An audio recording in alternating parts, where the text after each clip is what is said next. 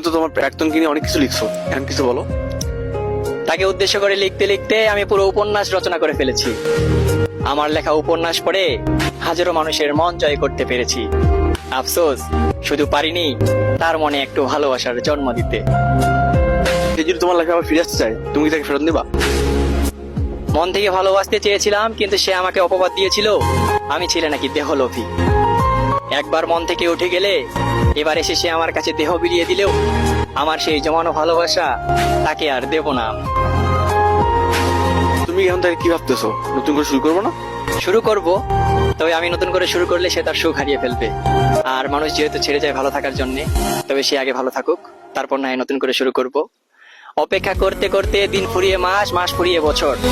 আমি একবার সুখের দেশা পেয়ে গেলে তুমি আফসোসে হারিয়ে ফেলবে তোমার কাটানো এই সুখের প্রহর। অনেক তো হলো প্রাক্তনকে নিয়ে, এখন তোমার জীবনে আসে নতুন মানুষটিকে নিয়ে কিছু বলো। তোমায় এমন ভাবে ভালোবাসবো, শুধু 10 জনের সামনে নয়, যেন পুরো লোক সমাজে দাঁড়িয়ে গর্ব করে বলতে পারো আমার মানুষটা শুধু আমায় ভালোবাসে। নারী, তুমি আমার প্রতি লয়াল হলে তবে শুধু তোমার শাসন কেন, আমি পুরুষ তোমার পায়ে ধরে তোমার গোলামি করতেও রাজি।